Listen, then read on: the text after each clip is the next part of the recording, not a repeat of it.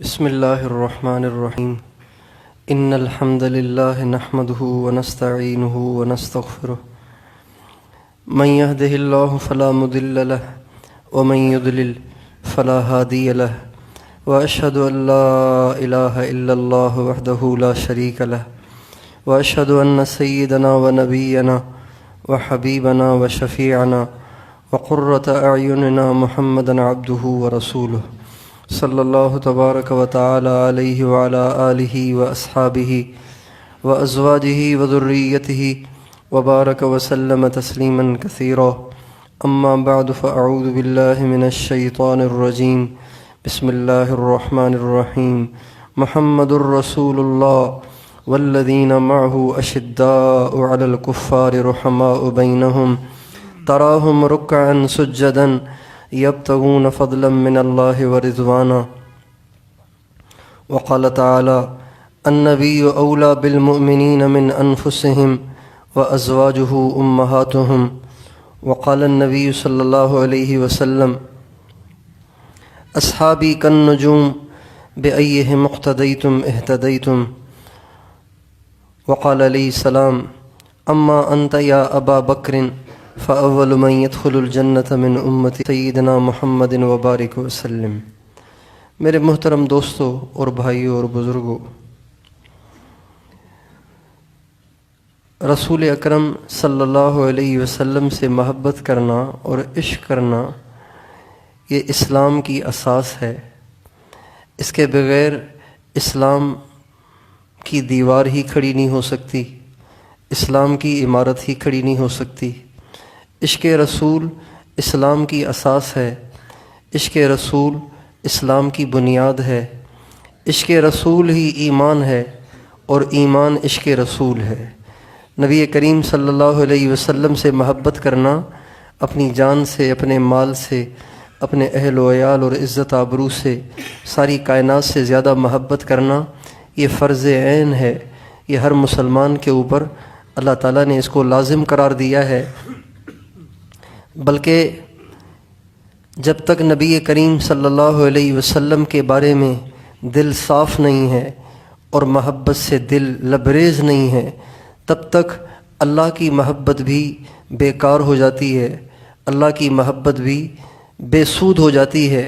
ایک آدمی اللہ کا بڑا عاشق ہے، ساری رات اس کی عبادت کرتا ہے، سارا قرآن اس کا روزانہ ختم کرتا ہے، سارا دن ہزاروں کی تعداد میں اس کے نام کا ذکر کرتا ہے، لیکن نبی کریم صلی اللہ علیہ وسلم کے بارے میں اس کا دل ٹھیک نہیں ہے، اس کا دل صاف نہیں ہے، اور سرکار دو عالم کی ذات اقدس کے بارے میں کسی شک و شبہے میں کا شکار ہے، ختم نبوت کے بارے میں کسی اشکال کا شکار ہے، تو اس کی ساری عبادتیں اور سارے روزے، ساری شب داریاں، ساری تسبیحاں دری کی دھری ہیں، بلکہ سب کی سب مردود ہیں، جب تک کہ کسی مسلمان کا دل نبی کریم صلی اللہ علیہ وسلم کی محبت سے لبریز نہ ہو اور آپ کی محبت سے منور نہ ہو اور آپ کے بارے میں صاف نہ ہو۔ عشق رسول اسلام کی اساس ہے، اس کے بغیر اسلام رہتا ہی نہیں ہے۔ اگر کوئی اسلام ایسا ہے کہ جس میں عشق رسول نہیں ہے، عشق نبی نہیں ہے، اللہ کے نبی سے عشق اور محبت نہیں ہے، تو وہ اسلام نہیں ہے، پتہ نہیں وہ کیا ہے، وہ اسلام نہیں ہے۔ اسلام تو وہی ہے جس میں نبی کریم صلی اللہ علیہ وسلم کی محبت ہے، نبی کریم صلی اللہ علیہ وسلم سے عشق ہے، اور نبی کریم صلی اللہ علیہ وسلم سے محبت، نبی کریم صلی اللہ علیہ وسلم سے محبت کروڑوں لوگوں نے کی ہے، کروڑوں سے بھی زیادہ لوگوں نے کی ہے۔ اگر ان کی فہرست بنائی جائے، عاشقان رسول کی اگر فہرست بنائی جائے، تو جن عشاق کا ہم نے نام سنا ہے، مولانا جامی رحمۃ اللہ علیہ ہمارے نبی کے بڑے پائے کے عاشق گزرے ہیں، عاشق رسول کے نام سے ان کو یاد کیا جاتا ہے۔ مولانا جامی ہیں اور حضرت سرمد ہیں اور حضرت غزالی ہیں اور حضرت رومی ہیں اور حضرت رازی ہیں، یہ بڑے بڑے عشاق شمار ہوتے ہیں اس امت کے۔ لیکن اگر رسول کی فہرست بنائی جائے تو حضرت رومی اور حضرت رازی اور حضرت غزالی اور حضرت جامی اور حضرت سرمت کا نام تو پتہ نہیں کون سے لاکھویں نمبر پہ آئے گا. اگر وہ لسٹ بنائی جائے تو اس لسٹ میں سب سے اوپر نام صدیق اکبر، سیدنا صدیق اکبر، سیدنا ابو بکر صدیق رضی اللہ تعالیٰ عنہ کا نام نامی آتا ہے. یہ وہ شخص ہیں کہ جس کو نبی سے عشق کرنا ہے، جس کو نبی سے محبت کرنی ہے، جس کو نبی کا غلام بننا ہے، جس کو نبی کے نقش قدم پہ چلنا ہے، جس کو نبی سے پیار کرنا ہے، تو وہ حضرت صدیق اکبر رضی اللہ عنہ سے عشق کا سبق پڑھے بغیر عاشق رسول نہیں بن سکتا.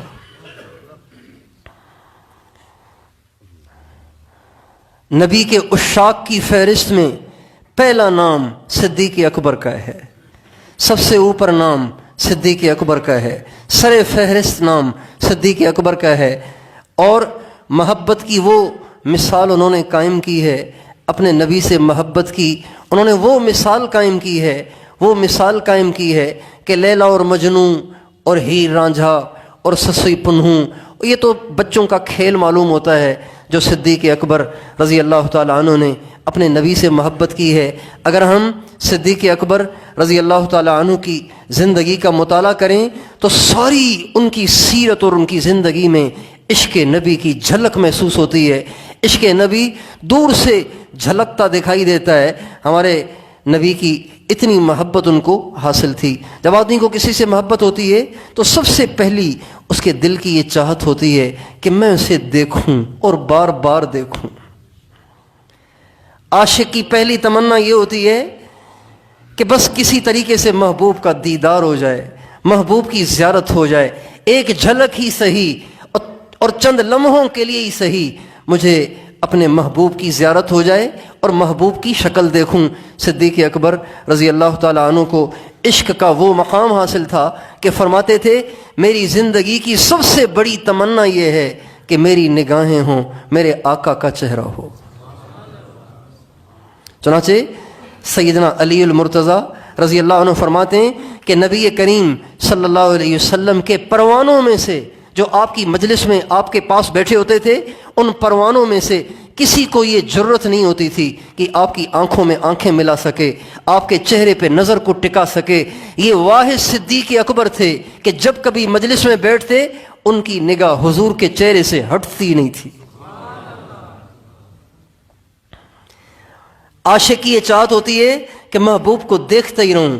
صدیق اکبر کی چاہت ہے کہ حضور کو دیکھتا ہی رہوں، میری نگاہ ان سے کبھی بھی نہ ہٹے.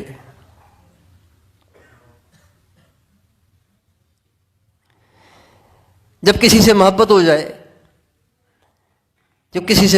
جائے تو پھر اس کی ہر بات انسان کو سچی معلوم ہوتی ہے اور اس کی ہر بات پہ انسان یقین کر لیتا ہے، اس کی ہر بات پہ انسان اعتبار کر لیتا ہے. عاشق جو ہوا محبوب کی بات کو تسلیم نہ کرے تو وہ عاشق کیا ہوا؟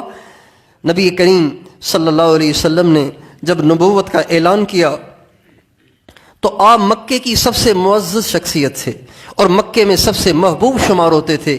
اور چونکہ اسلام کا تو اظہار ہی نہیں تھا، سارے مکے کے لوگ آپ کو صادق کہتے تھے، امین کہتے تھے. سارے مکے کے لوگ کہتے تھے اس سے زیادہ سچا کوئی نہیں ہے، اس سے زیادہ امانت دار کوئی نہیں ہے. یہاں تک کہ آپ نے نبوت کا اعلان کیا، لوگوں نے آپ کو جھٹلایا، لوگوں نے آپ کا مذاق اڑایا، لوگوں نے آپ کو کیا کچھ کہا، لیکن امانتیں پھر بھی ہمارے نبی کے پاس رکھتے تھے. ایسے وہ آپ کی امانت کے قائل تھے، آپ کی صداقت کے قائل تھے. لیکن جب نبوت کا اعلان کیا تو کوئی ماننے کے لیے تیار نہ ہوا، بلکہ بڑے بڑے جو آپ کی صداقت کے قائل تھے، آپ کی امانت کے قائل تھے، ایک دم مکر گئے اور آپ کی جان کے دشمن ہو گئے. حضرت ابو بکر صدیق رضی اللہ تعالی عنہ کو جب علم ہوا کہ محمد صلی اللہ علیہ وسلم نے نبوت کا اعلان کیا ہے تو یہ ہمارے نبی کے ابتدائی بچپن کے دوست تھے. ہمارے نبی کی عمر میں، حضرت ابو بکر صدیق کی عمر میں زیادہ فرق نہیں تھا. ہمارے نبی کی پیدائش ہوئی عام الفیل میں، اس سال پیدائش ہوئی جس سال اللہ تعالیٰ نے ابرہا کے ہاتھیوں کے لشکر کو برباد کیا اور بیت اللہ کی ابابیلوں کے ذریعے سے حفاظت فرمائی. اسی سال ہمارے نبی کی پیدائش ہوئی. ہمارے نبی کی پیدائش کے 2.5 سال کے بعد حضرت ابو بکر صدیق کی پیدائش ہوئی۔ تو بچپن سے دوست چلے آ رہے تھے، جب ہمارے نبی کی بات لیک ہوئی، باہر گئی اور لوگوں کو معلوم ہوا کہ محمد نے نبوت کا دعویٰ کر دیا ہے تو سارے ہی مخالف ہو گئے۔ ان کو جب معلوم ہوا تو یہ بھاگے آئے، کہا محمد آپ نے نبوت کا دعویٰ کیا ہے؟ کہاں؟ کہ سب سے پہلے میں کلمہ پڑھتا ہوں۔ نہ چون نہ چرا، نہ کوئی سوال نہ کوئی جواب، نہ کوئی دلیل نہ کوئی معجزہ، بس صرف اتنا کہنا تھا کہ ہاں میں نے نبوت کا اعلان کیا ہے، بغیر کسی دلیل مانگے اسی وقت کلمہ پڑھ کے مسلمان ہو گئے۔ اور جب معراج کا واقعہ پیش آیا، ہمارے نبی نے مدینہ منورہ میں 10 برس دین کی محنت کی، 10 برس۔ ابتدا میں 3 سال خفیہ طریقے سے آپ محنت کرتے رہے، خفیہ طریقے سے، اللہ اعلان نہیں کرتے تھے، خفیہ طریقے سے کرتے تھے۔ پھر اللہ تعالیٰ کی طرف سے حکم آیا فَاصْدَعْ بِمَا تُؤْمَرْ، میرے نبی چھپنے کی حاجت نہیں ہے، اب آپ کھل کے اعلان کریں کہ اللہ ایک ہے، اس کی مانو تو کامیاب ہو جاؤ گے۔ جب آپ نے کھلا اعلان کیا تو دشمنیاں اور بڑھ گئیں۔ پھر آپ نے سوچا اپنے تو مانتے نہیں، اپنے تو سمجھتے نہیں، چنانچہ آپ نے باہر سے آنے والے لوگوں کو تبلیغ کرنا شروع کر دی۔ جب باہر سے حج کے لیے لوگ آتے تھے مکہ معظمہ میں، جب باہر سے آنے والوں کو تبلیغ کرنے لگے تو مکے کے کافروں نے، مکے کے مخالفین نے آنے والوں کے کان بھرنا شروع کر دیے، ان کو مخالف بنانا شروع کر دیا، اور ان کے ذریعے سے ہمارے نبی کی بے اکرامیاں کروائیں، ان کے ذریعے سے ہمارے نبی کی بے عزتیاں کروائیں۔ چنانچہ ہمارے نبی تنگ آ کر طائف چلے گئے کہ اپنے تو سنتے نہیں، کسی اور کو دعوت دیتے نہیں، چلو یہاں آنے والوں کو یہ دعوت نہیں دیتے تو میں طائف چلا جاتا ہوں، وہاں پہ لوگ رہتے ہیں، ان کے سرداروں سے بات کروں گا، اگر وہ قبول کر لیں گے تو پھر سارے طائف میں دین کا پھیلانا میرے لیے پھیلانا آسان ہو جائے گا۔ چنانچہ آپ طائف گئے، لیکن طائف والوں نے تو وہ کچھ کیا جو مکے والوں نے بھی نہ کیا۔ 1 مہینے کا ہمارے نبی کا یہ سفر ہے، مکہ معظمہ سے طائف کا 90 کلومیٹر کا فاصلہ ہے۔ آپ پیدل گئے، پیدل آئے، نہ کسی نے ناشتہ کرایا، نہ کسی نے کھانا کھلایا، نہ کسی نے پانی کا پوچھا، نہ کسی نے کھانے کا پوچھا، نہ کسی نے رہائش دی، بلکہ روزانہ آپ پہ پتھراؤ کرتے تھے، روزانہ آپ پہ پتھر برساتے تھے۔ پتھر برساتے آخری دن تو اتنے پتھر برسائے کہ ہمارے نبی لہو لہاں ہو کر بے ہوش ہو کر گر گئے۔ حضرت زید بن حارثہ نے آپ کو کندھے پہ اٹھایا اور آ کے عتبہ اور شیبہ کے باغ میں لٹایا، اور پھر ہمارے نبی نے اللہ سے شکایت کی، اللہ سے دعا کی، امت کی ہدایت کے لیے وہاں پہ دعا کی اور وہاں سے واپس آئے۔ اب جب بے اکرامی اور اذیتوں اور تکلیفوں کی انتہا ہو گئی تو اللہ تعالیٰ نے ہمارے نبی کی تسلی کے لیے ہمارے نبی کو معراج کروائی۔ جب کوئی کسی کے لیے زیادہ تکلیفیں اٹھاتا ہے تو پھر جس کے لیے تکلیفیں اٹھائی گئی ہیں وہ تعریف بھی کرتا ہے، دل جوئی بھی کرتا ہے، محبت کا اظہار بھی کرتا ہے۔ چنانچہ اللہ تعالیٰ نے اپنے نبی کو جب دیکھا کہ زمین آسمان کے درمیان ان سے زیادہ افضل نہ کوئی ہوا نہ کوئی ہے، اور ان کے ساتھ یہ حشر ہو رہا ہے کہ مکے کے لفنگ لڑکے آپ کو پتھر مار رہے ہیں اور آپ بھاگ رہے ہیں، اور آپ پھر اٹھ رہے ہیں اور آپ پھر بھاگ رہے ہیں، اور پتھر مارتے مارتے آپ بے ہوش ہو کر گر گئے۔ بے سر و سامانی کا یہ عالم ہے کہ کوئی آپ کے زخموں پہ پٹی رکھنے والا بھی نہیں ہے، کوئی آپ کا خون پہنچنے والا بھی نہیں ہے۔ زید بن حارثہ جن کو آپ نے بیٹا بنایا تھا، انہوں نے آپ کو کندھے پہ اٹھایا اور آ کے عتبہ اور شیبہ کے باغ میں لٹایا۔ چنانچہ اس سفر سے واپسی کے بعد اللہ تعالیٰ نے ہمارے نبی کو معراج کا سفر کرایا۔ یہ آپ کی تعریف اور آپ کی دلجوئی تھی۔ اب معراج کا سفر عجیب ہوا۔ آپ رات کو لیٹے ہوئے، رات کو لیٹے جبریل آ گئے، براق لے کر آئے، آپ کو بٹھایا اور آپ کو لے جا کر مسجد اقصیٰ میں نماز پڑھائی۔ مسجد اقصیٰ میں آپ تشریف لے گئے تو 1,24,000 انبیاء علیہم السلام وہاں موجود تھے۔ آپ نے حضرت جبریل سے پوچھا، جبریل یہ اتنے سارے لوگ کون ہیں؟ کہ یا رسول اللہ، آدم علیہ السلام سے لے کر عیسیٰ علیہ السلام تک سارے نبیوں کو آج اللہ نے اکٹھا کیا ہے، آپ امام بنیں گے، آج یہ سب مقتدی بنیں گے۔ ہمارے نبی کی امامت کا اعلان کرایا گیا کہ یہ نبی آیا تو آخر میں ہے لیکن سارے نبیوں کا امام ہے. چنانچہ آپ نے سارے نبیوں کو 2 رکعت نماز پڑھائی. پھر وہاں سے آپ پہلے آسمان پر گئے. آدم علیہ السلام سے ملاقات ہوئی. دوسرے آسمان پہ گئے, حضرت عیسیٰ حضرت یحییٰ علیہ السلام سے ملاقات ہوئی. تیسرے آسمان پہ گئے حضرت یوسف علیہ السلام سے. چوتھے آسمان پہ حضرت ادریس علیہ السلام سے. پانچویں آسمان پہ حضرت ہارون علیہ السلام سے. چھٹے آسمان پر حضرت موسیٰ علیہ السلام سے. ساتویں آسمان پر حضرت ابراہیم علیہ السلام سے. وہاں سے سدرۃ المنتہا, وہاں سے جنت. چلتے چلتے آپ عرش پہ چلے گئے اور اللہ پاک کے اتنا قریب ہو گئے کہ اللہ نے سارے ہی پردے ہٹا دیے, اللہ نے سارے ہی حائل ختم کر دیے. جب بہت زیادہ اللہ پاک کے قریب ہو گئے تو اللہ نے فرمایا ادن منی یا حبیبی, میرے محبوب تھوڑا سا اور قریب آ. ہمارے نبی اور قریب ہو گئے. فرمایا ادن منی یا احمد, میرے احمد اور قریب آ. ہمارے نبی اور قریب ہو گئے. تیسری دفعہ فرمایا اے میری مخلوق میں سب سے افضل اور قریب آ. جب آپ قریب ہو گئے تو اتنے قریب ہوئے کہ فکان قاب قوسین او ادنا, اتنے قریب ہو گئے. ثم دنا فتدلی فکان قاب قوسین او ادنا, اتنے قریب ہو گئے کہ سارے حائل, ساری رکاوٹیں, ساری دوریاں ختم ہو گئیں. اللہ اور اس کا محبوب آمنے سامنے ہو گیا. جنت کی سیر کرائی گئی, جہنم کی سیر کرائی گئی, پتہ نہیں کیا کیا عالم ہمارے نبی کو دکھائے گئے. ہمارے نبی اسی رات پھر واپس بھی آ گئے. یہ عجیب بات تھی. رات کی تنہائی میں گئے, اتنی لمبی چوڑی سیر فرمائی, وہاں سے واپس آ گئے. رات ابھی باقی تھی. جب صبح ہوئی تو آپ نے اس کا اظہار فرمایا میں راتوں رات آسمان پہ گیا ہوں, مسجد اقصیٰ پہ گیا ہوں, نبیوں کی امامت کی ہے, جنت کو دیکھا ہے. ابو جہل نے جب یہ سنا کہا یہ اچھا نقطہ مل گیا اس کو جھٹلانے کا. کون یقین کرے گا کہ ایک رات کے کچھ حصے میں آسمانوں سے کوئی ہو کر آ جائے, جنت سے ہو کر آ جائے, جہنم سے ہو کر آ جائے, عرش سے ہو کر آ جائے. یہ تو کوئی بھی تسلیم نہیں کرے گا. چنانچہ ابو جہل بھاگا حضرت ابو بکر صدیق کے پاس گیا. کہنے لگا سنا ہے تم نے تمہارا یار کیا کہہ رہا ہے؟ کیا کہہ رہا ہے رات کے ایک حصے میں 7 آسمانوں سے ہو کے آیا ہوں. کہا اگر وہ کہہ رہے ہیں تو بالکل سچ کہہ رہے ہیں. اس پہ ہمارے نبی نے کہا بے شک ابو بکر تو صدیق ہے. صدیق اسے کہتے ہیں جو اپنے محبوب کی ہر بات کو دل سے یقین کر لے اور تسلیم کر لے اور سچا جانے. کسی سے محبت ہو جائے تو اس کی بات کو تسلیم کرنا پڑتا ہے. محبت ہی کیا ہوئی کہ اپنے محبوب کی بات کو سچا نہ جانے, اپنے محبوب کی بات پہ یقین نہ کرے. ساری دنیا جھٹلا رہی ہے, صدیق اکبر کہہ رہا ہے جو بھی ہو سمجھ میں آئے نہ آئے, عقل مانے نہ مانے, میرے آقا نے کہا ہے تو سب سچ ہے. جب کسی سے محبت ہو جاتی ہے تو آدمی کا دل کرتا ہے اپنی جان اس پہ نچھاور کر دوں, اپنی جان اس پہ قربان کر دوں.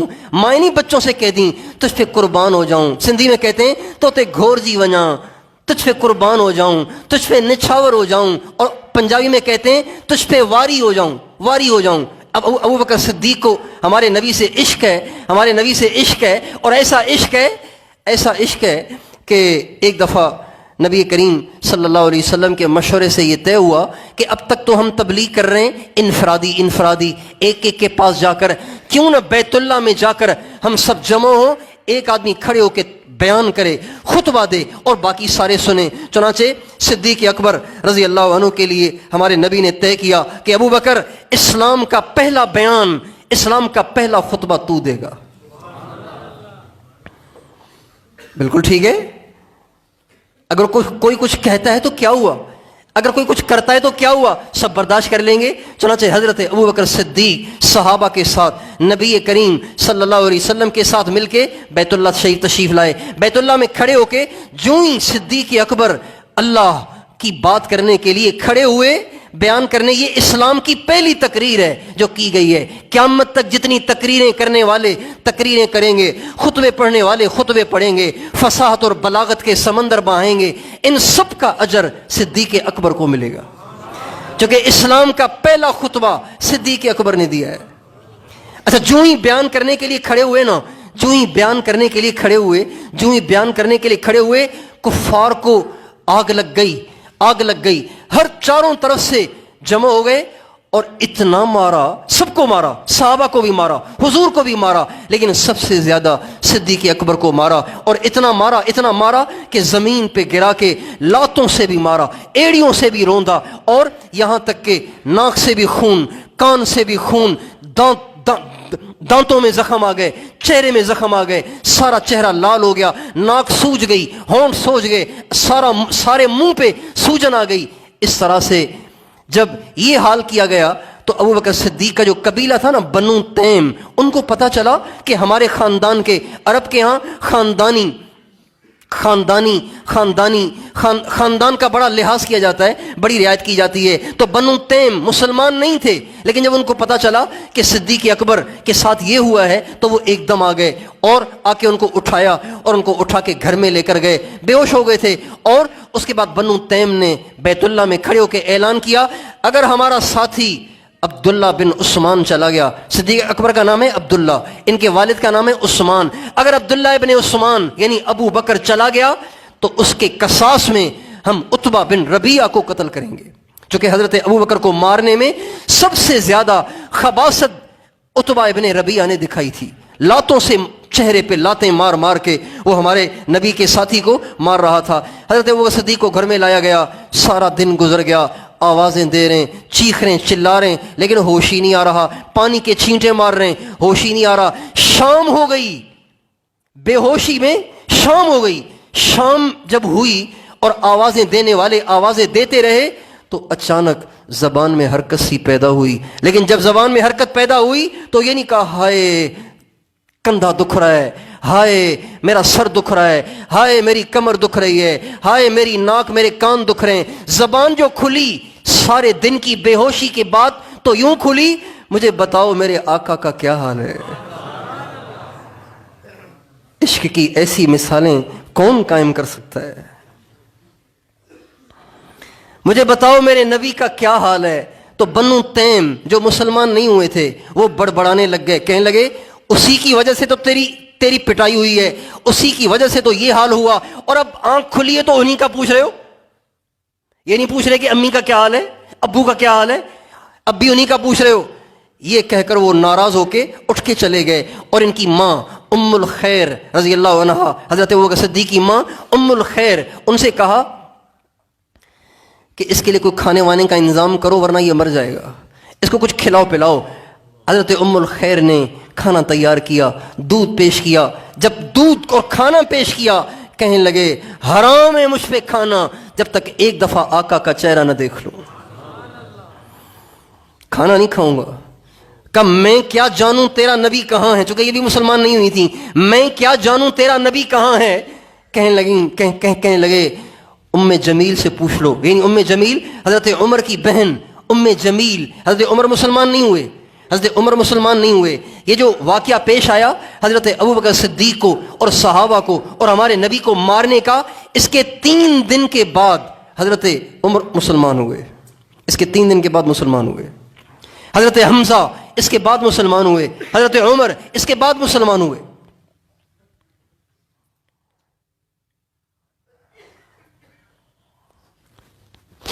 میں کیا جانوں تیرے نبی کہاں ہیں. کہ ام جمیل سے پوچھو وہ بتائے گی.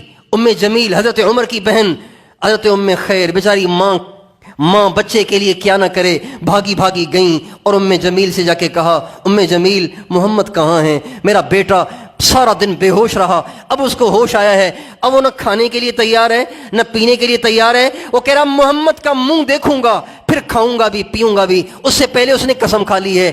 ام جمیل وہاں سے اٹھیں اور آئیں اور صدیق اکبر رضی اللہ عنہ کو ساتھ لیا. ماں کے سہارے, ام جمیل کے سہارے حضرت ابو بکر صدیق نبی کریم صلی اللہ علیہ وسلم کی خدمت میں حاضر ہوئے. آپ علیہ السلام اس وقت دار ارقم میں صحابہ کے ساتھ بیٹھے ہوئے تھے. حضرت ابو بکر کے ہونٹ سوجے ہوئے, ناک سوجی ہوئی ہے, کان سوجے ہوئے, سارے جسم کا عجیب حال ہو رہا ہے. 2 عورتوں کے سہارے پر جب لڑکھڑاتے ہوئے دار ارقم میں داخل ہوئے, سرکار دو عالم صلی اللہ علیہ وسلم کی جب اپنے جان نثار پہ نگاہ پڑی تو آپ بے قرار ہو کر آگے بڑھے. صدیق اکبر بھی آگے بڑھے. دونوں ایک دوسرے سے لپٹ کے اتنا روئے کہ سب کے سب دیکھ کے رونے لگ گئے. حضور بھی رو رہے ہیں اور صدیق اکبر بھی رو رہے ہیں. کسی سے محبت ہو جائے اپنی جان اس پہ قربان کرنے کو دل کرتا ہے.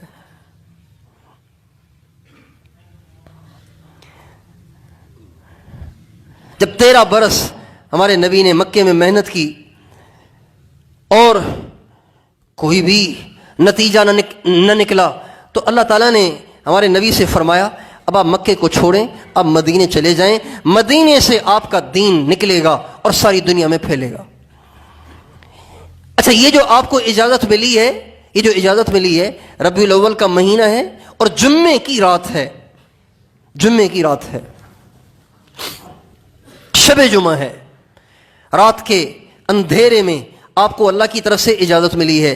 آپ علیہ السلام جبریل کی طرف سے یہ پیغام ملتے ہی اٹھے اور سیدھے صدیق اکبر کے گھر گئے. حضرت علی کو بلایا، فرمایا علی میرے پاس مکے کے لوگوں کی امانتیں رکھی ہوئی ہیں، یہ امانتیں تم اپنے پاس رکھو، تم ان امانتوں کو واپس کرو، پھر تم بھی آ کر مدینے میں مجھ سے مل لو، میں مدینے جا رہا ہوں. اور آپ نے اپنا بستر، اپنی چارپائی حضرت علی کے حوالے کر دی. آپ وہاں سے نکلے، سیدھے صدیق اکبر کے گھر گئے. حضرت ابو بکر صدیق سے کہا اللہ کی طرف سے حکم آ گیا ہے کہ مکے کو چھوڑ کے مدینے چلے جاؤ اور تم بھی میرے نہیں. آپ نے فرمایا اللہ کا حکم آ گیا ہے کہ مکہ چھوڑ کے مدینے چلے جاؤ. صدیق اکبر کہنے لگے میری ماں، میرا باپ، میرا سب کچھ آپ پہ قربان ہو جائے، اگر اس غلام کو بھی ساتھ لے لیں تو مہربانی ہوگی. فرمایا اسی لیے آیا ہوں. ان کو ساتھ لیا اور 2 اونٹنیاں لے لیں، 2 اونٹنیاں.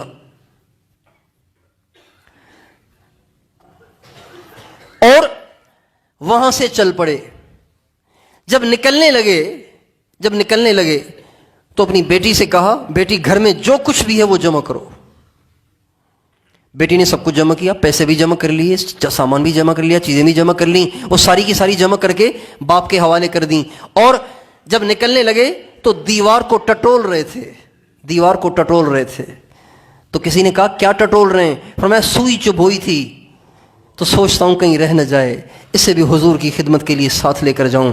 چنانچہ گھر کی ہر چیز کو لے کر جب نکل گئے اور چلتے چلتے غار ثور میں جا کے بیٹھ گئے.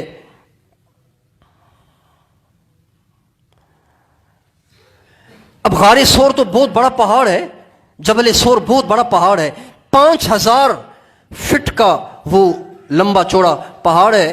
وہاں پہ غار ثور بھی 5000 فٹ کی بلندی پر ہے. ہمارے نبی اور صدیق اکبر دونوں حضرات چڑھ رہے ہیں. چڑھتے آپ تھک گئے، آپ کی مبارک جوتی ٹوٹ گئی، ہمارے نبی کے نعلین ٹوٹ گئے. صدیق اکبر رات کا وقت ہے اور جلدی بھی چڑھنا ہے، اگر تھوڑی سی روشنی ہو گئی کافروں نے دیکھ لیا تو یہ تو پکڑ لیں گے، شہید کر دیں گے. چنانچہ حضرت ابوبکر صدیق نے کہا یا رسول اللہ آپ کے نعلین بھی ٹوٹ گئے، آپ تھک بھی گئے ہیں، صدیق اکبر کے کندھے حاضر ہیں، آپ یہاں تشریف لے آئیں. ہمارے نبی نے صدیق اکبر کے کندھے پہ سواری فرمائی. صدیق اکبر خود بھی موٹے تکڑے نہیں تھے، دبلے پتلے آدمی تھے. آپ کو کندھے پہ اٹھایا اور کندھے پہ اٹھا کے چڑھ رہے ہیں، پہاڑ پہ چڑھ رہے ہیں.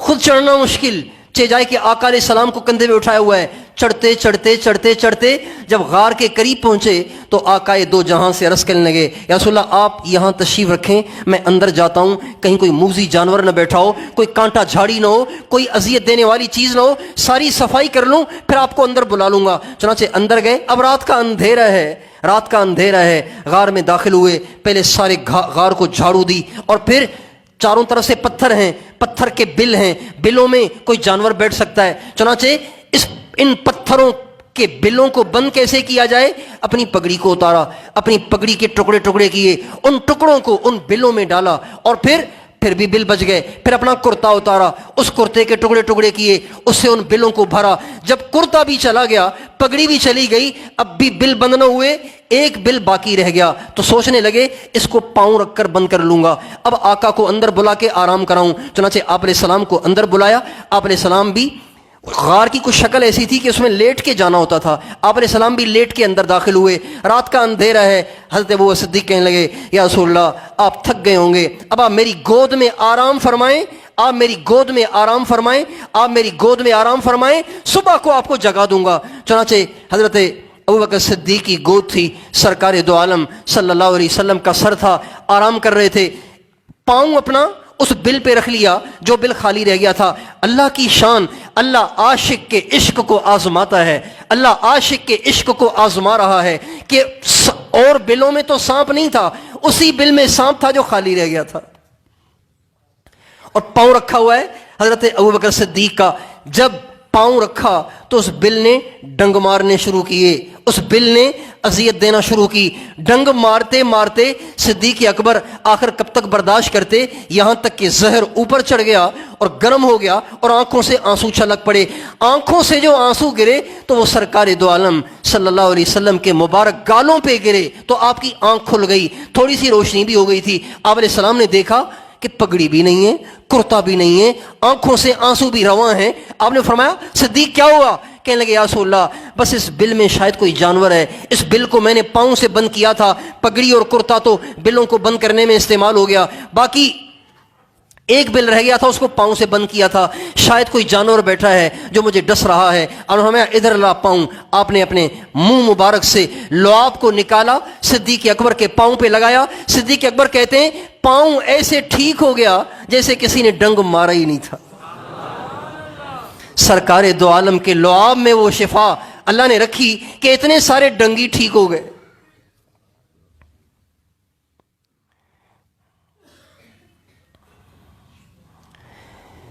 جب کسی سے پیار ہو جائے, محبت ہو جائے تو اپنی جان اس پہ قربان کرنے کو دل کرتا ہے. اور جب کسی سے محبت ہو جائے تو اس کی ہر تکلیف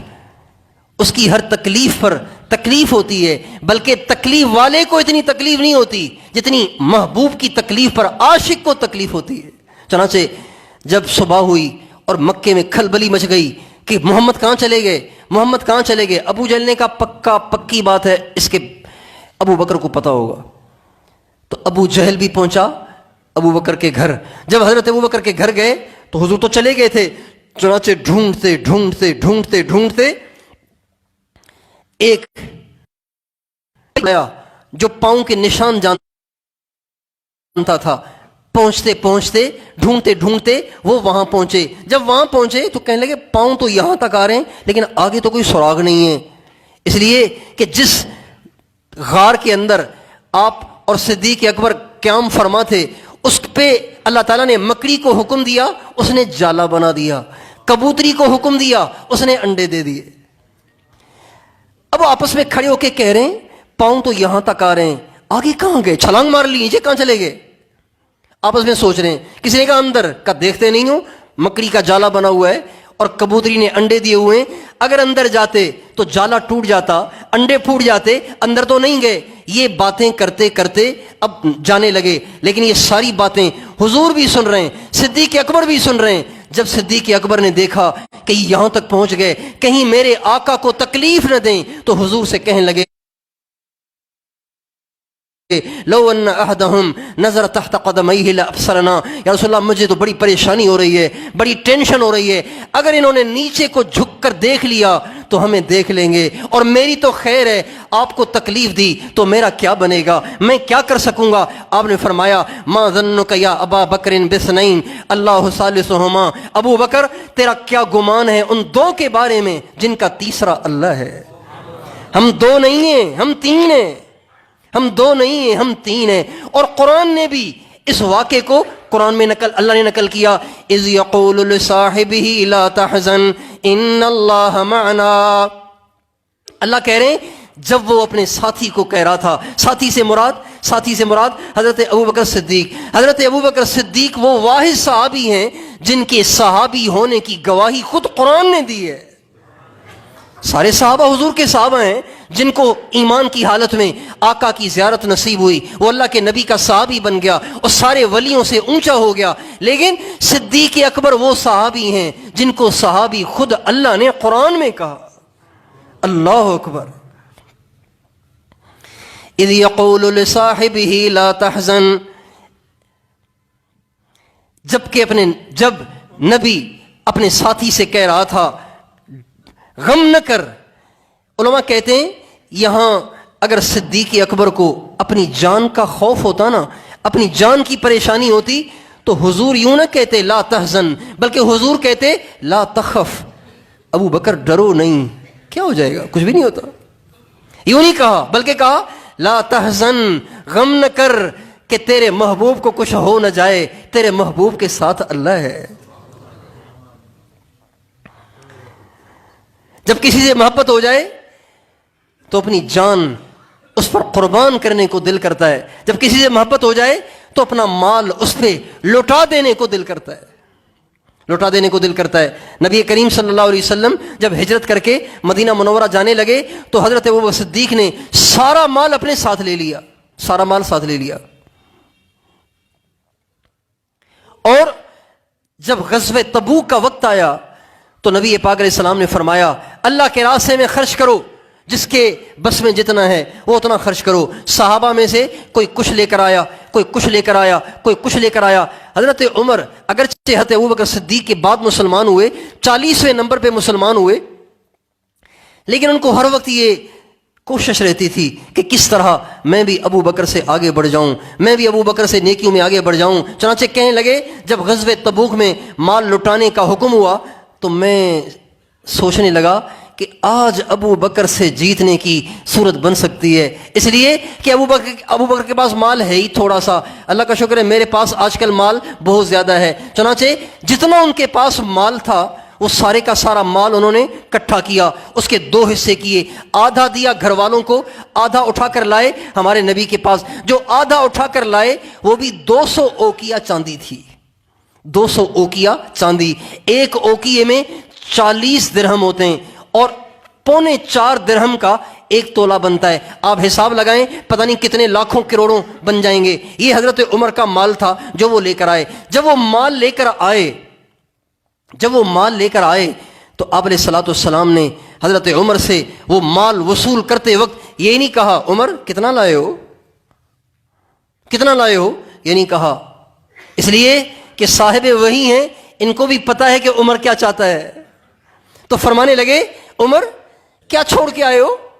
کہ جی آدھا چھوڑ کے آئے ہوں، آدھا سارا لے کے آئے ہوں. بہت اچھا ماشاءاللہ، مال جمع کر لیا، مال کے ساتھ اکٹھا کر لیا. تھوڑی دیر میں صدیق اکبر آئے چھوٹی سی گٹھڑی لے کر، تھوڑا سا مال لے کر. جب وہ آئے تو اندر ہی اندر میں حضرت عمر کو گدگدی شروع ہو گئی کہ اب تو مزے ہو گئے کہ میرا مال بہت زیادہ، صدیق اکبر کا مال تو بہت تھوڑا، آج تو یقیناً میں ہی جیتا. لیکن جب صدیق اکبر آئے اور آ کے نبی پاک علیہ السلام کے سامنے چھوٹی سی گٹھڑی پیش کی تو آپ نے فرمایا صدیق پیچھے کیا چھوڑ کے آئے ہو؟ کہنے لگے ما ترکت لہم الا اللہ ورسولہ، اللہ اور اس کے رسول کے نام کے سوا ایک سوئی بھی چھوڑ کے نہیں آیا. سارا ہی کچھ حاضر ہے، سارا ہی کچھ حاضر ہے.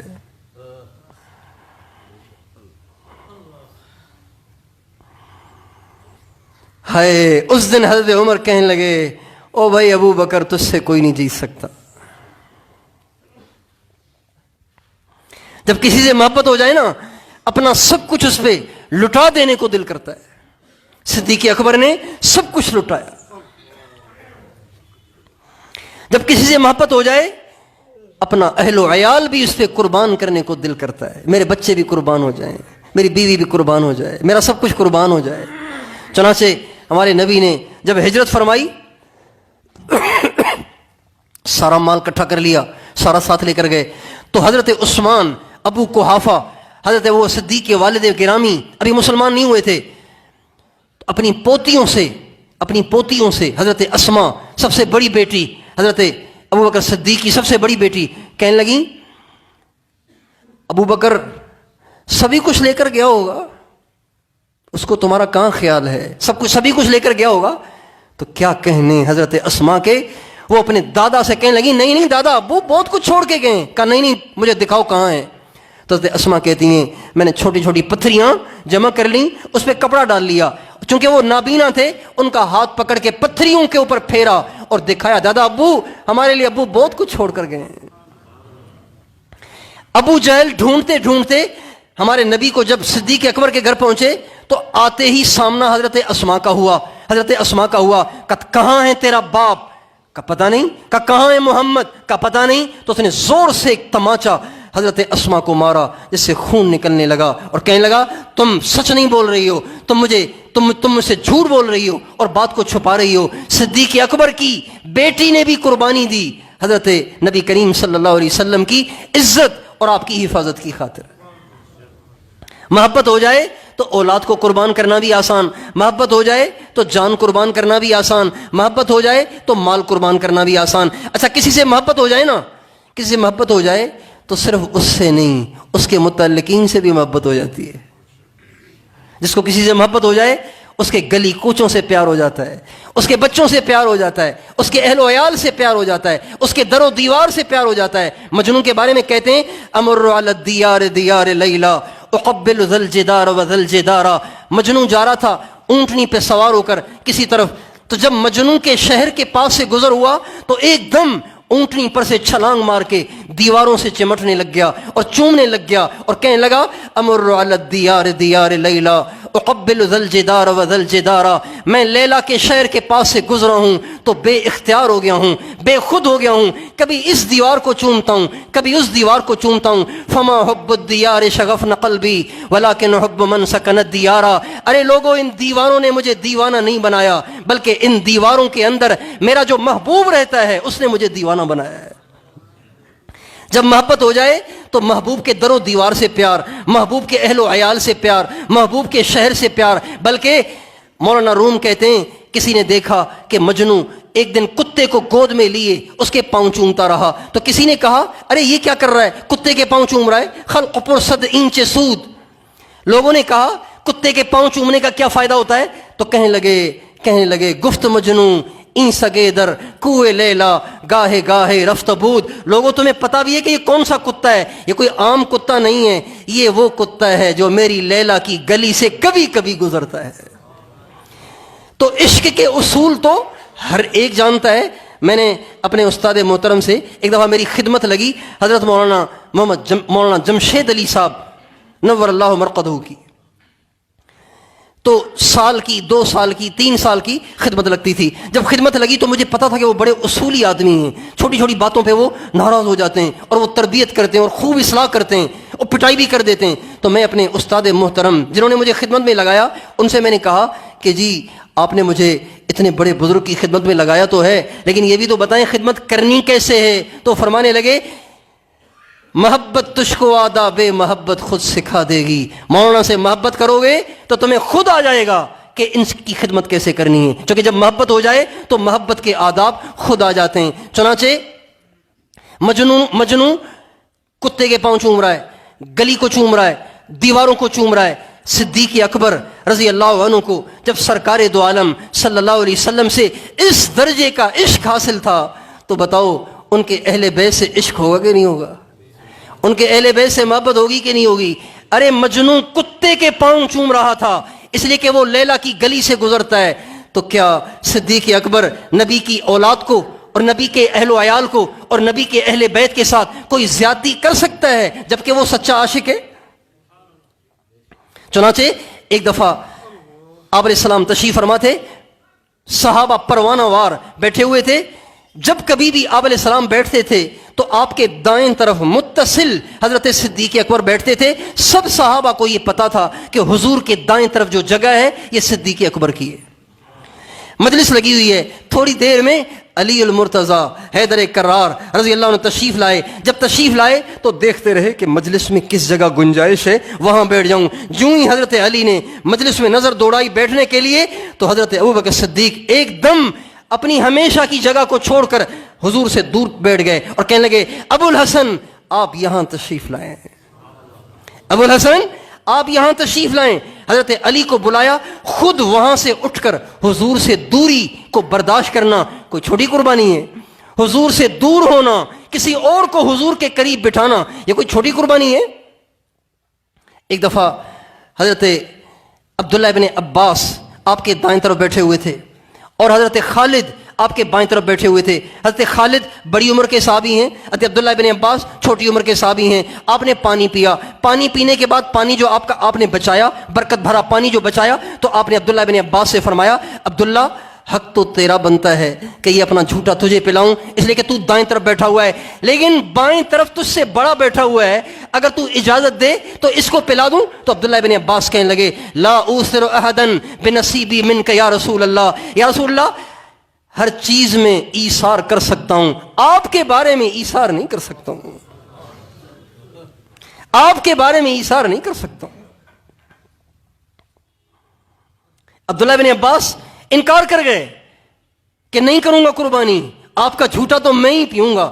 ادھر حضرت ابوبکر صدیق آپ کے ساتھ چپک کے بیٹھے ہوئے، شیر خدا تشریف لائے، چونکہ صدیق اکبر جانتے ہیں کہ یہ میرے نبی کو پیارے ہیں، یہ میرے نبی کو پیارے ہیں، چنانچہ اپنی جگہ چھوڑ کے حضرت علی کو بٹھایا۔ جب حضرت علی آ کے نبی پاک علیہ السلام کے ساتھ بیٹھ گئے، حضرت ابوبکر صدیق فاصلے کے ساتھ بیٹھ گئے، اب حضرت علی حضرت ابوبکر کے درمیان اور اب اللہ کے نبی کے درمیان بیٹھے، تو آپ نے فرمایا ہاں ہاں، عزت والوں کو عزت والے ہی پہچانتے ہیں، فضیلت والوں کو فضیلت والے ہی پہچانتے ہیں۔ علی فضیلت والا ہے، علی عزت والا ہے، اس لیے اس فضیلت والے عزت والے کو ابو بکر عزت والے نہیں پہچانا ہے۔ فتح مکہ کے موقع پہ جب مکہ فتح ہوا، آپ علیہ السلام تشریف لائے، مکے کے اکثر کافر مسلمان ہو گئے، کچھ بھاگ گئے، تو صدیق اکبر رضی اللہ عنہ کے والد گرامی ابو قحافہ عثمان وہ وہیں رہتے تھے، مکے میں رہتے تھے، تو حضرت وہ صدیق بھاگے گئے اپنے والد کے پاس اور ان کو اٹھا کے لے آئے کہ آپ اب تو حضور کا غلبہ ہی غلبہ ہے، اب تو حضور ہی حضور ہیں، تو آپ بھی چل کے کلمہ پڑھ لیں۔ چنانچہ ان کو لے آئے۔ جب ہمارے نبی نے ان کا ہاتھ پکڑ کر ان کو کلمہ پڑھایا تو صدیق اکبر کی آنکھوں سے آنسو بہنے لگے۔ آپ علیہ السلام نے فرمایا ابو بکر روتے کیوں ہوں؟ تمہیں تو خوش ہونا چاہیے کہ آج تیرا باپ جنت کا حقدار بن رہا ہے اور اسلام میں داخل ہو رہا ہے۔ فرمانے لگے، عرض کرنے لگے یا رسول اللہ میرا دل یہ چاہتا ہے کہ آج میرے باپ کی جگہ آپ کا چچا ہوتا، اس سے آپ کا دل زیادہ خوش ہوتا۔ آپ اندازہ تو لگائیے، محبت کے معیار کا تو اندازہ لگائیے کہ حضور کہہ رہے ہیں، حضرت وہ صدیق کہہ رہے ہیں یا رسول اللہ میرے باپ کا اسلام لانا ٹھیک ہے، لیکن کاش اس کی جگہ آپ کے چچا ہوتے، وہ اسلام قبول کرتے، اس سے آپ کا دل خوش ہوتا تو میرا بھی دل خوش ہوتا۔ کسی سے محبت ہو جائے، اس کے اہل و عیال سے محبت ہو جاتی ہے، اس کے متعلقین سے محبت ہو جاتی ہے۔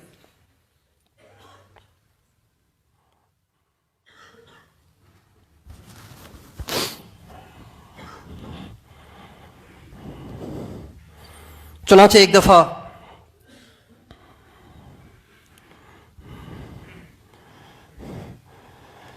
آپ علیہ الصلوۃ والسلام امام حسن امام حسین کو کندھوں پہ لیے آ رہے تھے۔ ادھر حضرت امام حسن بیٹھے ہوئے ہیں، امام حسین بیٹھے ہوئے ہیں، دونوں کو اٹھا کے لا رہے ہیں، سامنے سے صدیق اکبر آ رہے ہیں۔ اب ان کو پتہ ہے کہ یہ حضور کو پیارے ہیں، حضور کو پیارے ہیں، تو فرمانے لگے نعم المرکب مرکبکما نعم المطیت مطیتکما، واہ بھائی واہ یار تم دونوں کی سواری کتنی عالی شان ہے۔ حضرت امام حسن امام حسین سے کہنے لگے واہ بھائی واہ یار تمہاری سواری کتنی بڑھیا ہے، تمہاری سواری کتنی کمال کی ہے۔ تو آپ نے فرمایا ابو بکر صرف سواری کمال کی نہیں ہے، وَنِعْمَ الرَّاكِبَانِ، سوار بھی تو بڑے صاحب کمال ہیں۔ حضرت ابو صدیق کے دور میں جب مال غنیمت آتا تو مہاجرین، انصار، بدری، احدی صحابہ کے گھروں میں مال غنیمت بعد میں جاتا، پہلے امام حسن اور حسین کے گھر میں جاتا تھا۔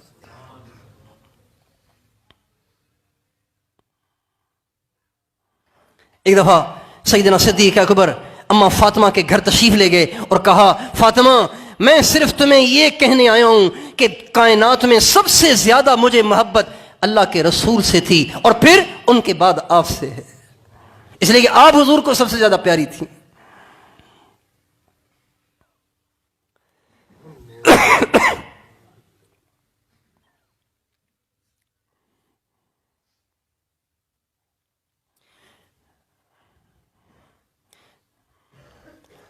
اور محبت جو ہوتی ہے نا وہ ایک طرف سے نہیں ہوتی، دو طرف سے ہوتی ہے۔ ایک ہاتھ سے تالی نہیں بجتی، دونوں طرف سے بجتی ہے۔ جیسے صدیق اکبر کا رویہ ہمارے نبی کے ساتھ عشق کے درجے کا تھا، غلامی کے درجے کا تھا. ان کے اہل بیت، ان کے متعلقین، ان کے چاہنے والوں کے ساتھ محبت اور عشق اور غلامی کا تھا. ایسے ہی ان کا رویہ بھی ان کے ساتھ ایسے ہی تھا.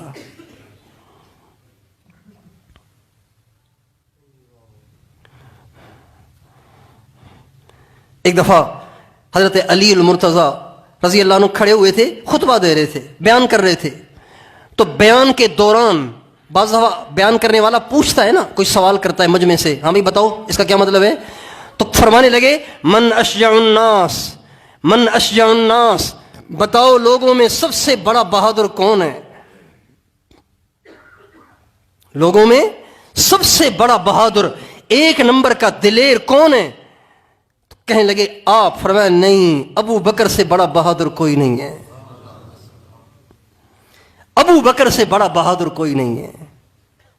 فرمانے لگے غزوہ بدر میں اتنا خوف تھا، چونکہ پہلے کبھی اسلام اور کفر کی جنگ ہوئی نہیں تھی. اتنا خوف تھا نبی کریم صلی اللہ علیہ وسلم کے لیے. جو چھپر بنایا گیا، اس چھپر کے پہرے کے لیے پہرا دینا ہر ایک کے بس کی بات نہیں تھی. جو کھڑا ہوگا اس کا تکہ بوٹی کر دیا جائے گا. کہنے لگے کسی کو مجال نہیں تھی، لیکن صدیق اکبر تنے تنہا ننگی تلوار لیے ساری رات حضور کے چھپر کے گر چکر لگاتے رہے. ہمارے نبی روتے رہے، سجدے میں پڑے، یا حی یا قیوم برحمتک استغیث، اے اللہ آج سے پہلے اسلام اور کفر کا کبھی مار کا نہ ہوا. اے اللہ میں نے 15 برس محنت کی ہے، اور 15 برس کی محنت کے بعد ایک چھوٹی سی یہ جماعت تیار ہوئی ہے، اور اس کو لے کر آج میں تیرے نام پہ آیا ہوں، تیرے راستے میں آیا ہوں. اے اللہ یہ کافر طاقتور ہیں، یہ کمزور ہیں، ان کے پاس ہتھیار ہیں، ان کے پاس ہتھیار نہیں ہیں، ان کے پاس سواریاں ہیں، ان کے پاس سواریاں نہیں ہیں. اللہم انہم حفاۃ عورات، اے اللہ ان کے پاس پورے کپڑے بھی نہیں ہیں، ان کے پاس پہننے کے لیے جوتے بھی نہیں ہیں. اگر یہ کافر ان کو قتل کر گئے، ہمیشہ کے لیے اسلام کا نام مٹ جائے گا. یہ کہہ رہے ہیں اور رو رہے ہیں. جب صبح صادق کا وقت ہوا تو صدیق اکبر بے قرار ہو کر آپ کے چھپر میں داخل ہوئے اور آپ کو ہاتھوں سے پکڑ کے اٹھایا اور کہا رسول اللہ اب بس کریں، اتنا آپ روئے ہیں، اب تو اللہ آپ کی ضرور مدد کرے گا. ایک دفعہ جنگ صفین سے واپسی میں بنو ہاشم کے ایک نوجوان نے حضرت علی سے کہا کہ حضرت آج جو آپ نے بیان کیا، اس بیان میں آپ دعا کر رہے تھے اللہم اصلحنا کما اصلحت الخلفاء الراشدین، اے اللہ ہماری بھی ایسے اصلاح فرما جیسے تو نے خلفاء راشدین کی اصلاح فرمائی. تو خلفاء راشدین کون ہیں؟ آپ جو دعا کر رہے ہیں کہ ہماری بھی اللہ ایسے اصلاح کرے جیسے خلفاء راشدین کی اصلاح کی، تو خلفاء راشدین سے مراد کون ہیں؟ تو حضرت علی رونے لگے، آنکھوں سے آنسو بہہ پڑے. فرمانے لگے ہاں ہاں ہاں ہاں ہاں ہاں خلفاء راشدین سے مراد ابو بکر اور عمر ہیں، ابو بکر اور عمر ہیں. اور وہ اسلام کی بڑی بزرگ ہستیاں تھے، اور وہ حضور کے پکے یار تھے، عاشق تھے. اور وہ ہیں جن کے ذریعے سے نبی کریم صلی اللہ علیہ وسلم کے دنیا سے پردہ فرما جانے کے بعد اللہ نے انہی کے ذریعے سے امت کی تربیت فرمائی. جو ان کے نقش قدم پہ چلے گا وہ ان کے ساتھ جنت میں ہوگا، جو ان کی پیروی کرے گا، جو ان کی پیروی کرے گا وہ جنت میں جائے گا. جو ان کا دامن تھامے گا وہ اللہ کی جماعت ہے، اور اللہ کی جماعت ہمیشہ غالب ہے. یہ حضرت علی کہہ رہے ہیں. اور حضرت علی یوں کیوں نہ کہتے کہ ایک دفعہ نبی کریم صلی اللہ علیہ وسلم باہر تشریف لا رہے تھے، اور حضرت علی کے ہاتھ پہ آپ نے سہارا لیا ہوا تھا. حضرت علی کے ہاتھ سے سامنے سے حضرت عمر آ رہے ہیں، تو آپ نے حضرت علی کے ہاتھ میں تو ہاتھ تھا ہی، اور ہمیں علی تم ان سے پیار کرتے ہو؟ یہ تو سامنے سے آ رہے ہیں ابو بکر عمر، ان سے پیار کرتے ہو؟ کہا رسول اللہ کیوں نہیں کرتا؟ فرمایا ہاں ان سے پیار کرنا جنت کی ضمانت ہے، ان سے پیار کرنا جنت کی ضمانت ہے. اور حضرت علی نے اپنے زمانے میں اس کا اعلان کروایا تھا، جو شخص یہ کہے گا کہ علی ابو بکر سے افضل ہے، علی عمر سے افضل ہے، میں اسے وہ سزا دوں گا جو تہمت الزام لگانے والے کو 80 کوڑے لگائے جاتے ہیں. ایک شخص آیا حضرت علی کے پاس، کہنے لگا جی اے سب سے افضل ہستی، یوں کہہ کے اس نے مخاطب کیا. آپ نے فرمایا تم نے اللہ کے رسول کو دیکھا تھا؟ کہا نہیں. کہا ابو بکر کو دیکھا تھا؟ کہا نہیں. کہا عمر کو دیکھا تھا؟ کہا نہیں. کہا اللہ کی قسم اگر تو نے اللہ کے نبی کو دیکھا ہوتا تو میں تیری گردن اڑا دیتا، کہ ان کو دیکھنے کے بعد بھی تم مجھے افضل کہہ رہے ہو. پھر فرمانے لگے تم نے ابو بکر کو دیکھا تھا، عمر کو دیکھا تھا؟ کہا نہیں. کہا اگر تم نے ان کو بھی دیکھا ہوتا تو میں تجھے کوڑے مرواتا، میں تجھے الزام اور تہمت لگانے کی سزا دیتا. پھر فرمانے لگے اب تمہاری سزا یہ ہے کہ تم میرے ملک کو چھوڑ کے چلے جاؤ، جلا وطن ہو جاؤ. اتنی ان کو ان سے محبت تھی. محبت کا تقاضا ہے، محبت طرفین سے ہوتی ہے. حضرت اماں فاطمہ الزہرا رضی اللہ عنہا کا انتقال ہوا تو حضرت ابو بکر، حضرت عمر، مغرب عشاء کے درمیان انتقال ہوا. عشاء کے بعد تاخیر سے جنازہ ہوا. حضرت ابو بکر تشریف لائے، حضرت عمر تشریف لائے. جب آ کے صف میں کھڑے ہوئے تو حضرت علی نے کہا ابو بکر آئیے تشریف لائیے، جنازہ پڑھائیے. کہا آپ کے ہوتے ہوئے، آپ کے ہوتے ہوئے؟ کہا نہیں ابو بکر آپ کے ہوتے ہوئے کوئی جنازہ نہیں پڑھائے گا، آپ کے ہوتے ہوئے کوئی جنازہ نہیں پڑھائے گا. آپ کے ہوتے ہوئے ایک روایت میں آتا ہے جب صفیں بن گئیں تو حضرت ابو بکر صدیق نے کہا حضرت علی سے، علی آئیے تشریف لائیے، جنازہ آپ پڑھائیں، جنازہ آپ پڑھائیں.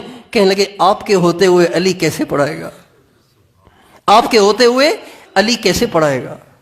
چنانچہ صدیق اکبر نے حضرت اماں فاطمہ الزہرا کا جنازہ پڑھایا.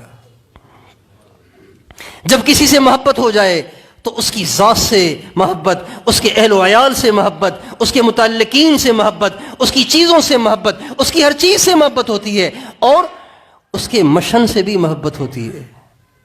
محبوب کا جو مشن تھا، محبوب کا جو کام تھا، محبوب کی جو محنت تھی، اس سے بھی محبت ہوتی ہے.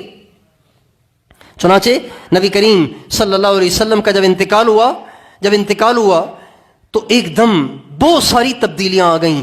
بہت سارے قبائل تو مرتد ہو گئے، کچے تھے، ابھی نئے نئے اسلام میں داخل ہوئے تھے. جب سنا کہ نبی چلے گئے، کہنے لگے بس معاملہ ختم ہو گیا. جہالت تھی، اسلامی چھوڑ گئے، مرتد ہو گئے. بعضوں نے کہا ہم زکوٰۃ نہیں دیں گے، حضور تھے تو وہ اللہ کے نبی تھے، ہم ان کو زکوٰۃ دیتے تھے، وہ عوام میں تقسیم کرتے تھے، اب ہمیں کسی پہ اعتبار نہیں ہے، ہم زکوٰۃ نہیں دیں گے، خود ہی تقسیم کریں گے. اور مسیلمہ کذاب یمامہ کا ایک شخص تھا، اس نے نبوت کا دعویٰ حضور کے زمانے میں کر لیا تھا. ایک اور شخص طلیحہ اسدی، اس نے بھی نبوت کا دعویٰ کر لیا. ایک عورت بھی تھی سجاح، اس نے بھی نبوت کا دعویٰ کر لیا. اور پھر جب ہمارے نبی دنیا سے گئے تو ایک دم رومیوں کی آنکھیں کھل گئیں اور رومیوں نے کہا ان کا نبی چلا گیا، اب مدینے کو تہس نہس کرنا، ان کا نام و نشان مٹا دینا، ان کی جڑیں کاٹ دینا، یہ سب آسان ہے. چنانچہ ساری دنیا کی بڑی طاقت روم وہ بھی متوجہ ہو گئے، مرتد بھی ہو گئے، زکوٰۃ کے انکاری بھی ہو گئے. ایسے مسائل قائم ہو گئے کہ ایسے لگ رہا تھا کہ 23 برس ہمارے نبی نے محنت کر ایک نقشہ جو قائم کیا تھا ایک دم دھڑام سے وہ گر گیا ہے.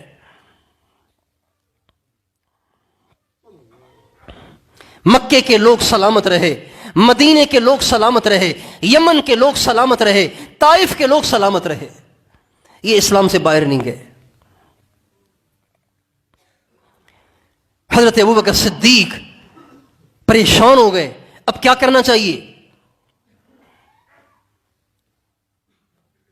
تو مشورہ کیا صحابہ سے، کیا کرنا چاہیے.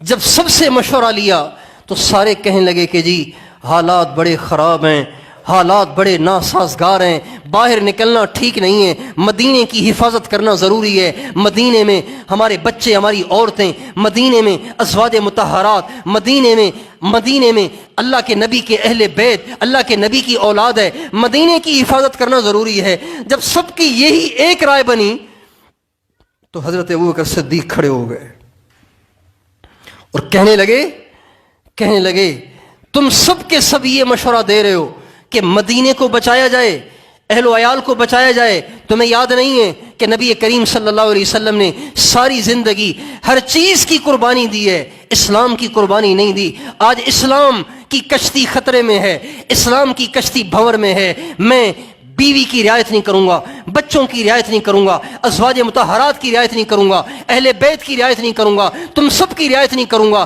بلکہ جہاں جہاں اسلام سے ارتداد ہو رہا ہے وہاں جاؤں گا، جا کے ان سے جہاد کروں گا، مسلمہ سے لڑوں گا اور رومیوں سے لڑوں گا، ساری دنیا سے لڑوں گا۔ اگر ساری دنیا کہ انسان بھی، جنات بھی، حجر بھی، شجر بھی، پہاڑ بھی، یہ سب کے سب اکیلے میرے مقابلے میں آ جائیں، اللہ کی قسم میں اکیلا اس ساری دنیا سے لڑ جاؤں گا، یہاں تک کہ جان قربان کر دوں یا نبی کے دین کو وہاں پہنچاؤں جہاں نبی چھوڑ کر گئے تھے۔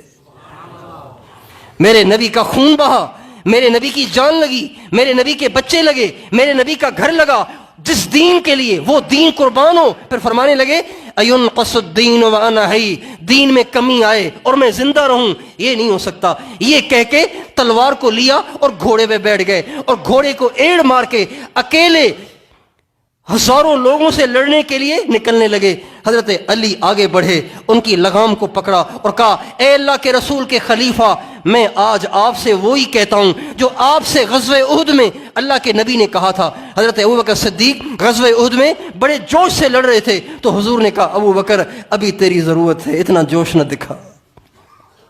یہ حضور نے غزوہ احد میں حضرت ابو صدیق سے کہا تھا ابوبکر اتنا جوش نہ دکھا، ابھی ہمیں تیری بڑی ضرورت ہے۔ تو حضرت علی کہنے لگے اے اللہ کے رسول کے خلیفہ، آپ زیادہ جوش نہ دکھائیں، ہم سب آپ کے غلام ہیں، ہم سب آپ کے پیروکار ہیں، ہم سب آپ کی ماننے کے لیے تیار ہیں، آپ ذرا ہلکا ہاتھ رکھیں اور آپ اکیلے نہ جائیں، اس لیے کہ آپ کی امت کو بھی بڑی ضرورت ہے، اگر آپ کو کچھ ہو گیا تو ہمیشہ کے لیے اسلام کا شیرازہ بکھر جائے گا۔ چنانچہ حضرت علی کے کہنے پر وہ رکے اور پھر جماعتیں بنائیں، سارے علاقوں میں پھیلائیں، یہاں تک کہ چند دنوں میں، ایک مہینے میں اسلام دوبارہ وہاں آ گیا جہاں حضور چھوڑ کر گئے تھے۔ جس سے محبت ہوتی ہے نا، اس کی کھیتی سے محبت ہوتی ہے، اس کی دکان سے محبت ہوتی ہے، اس کے لگائے ہوئے گلستان اور گلشن سے محبت ہوتی ہے۔ صدیق اکبر نے محبت کا وہ حق ادا کیا جو کوئی نہیں کر سکتا، اور وہ ساری دنیا کے سارے انسانوں کو محبت کا طریقہ سکھا گئے۔ اب آج اگر ہمیں نبی سے محبت کرنی ہے تو صدیق اکبر کو دیکھنا پڑے گا کہ انہوں نے حضور سے کیسے محبت کی ہے۔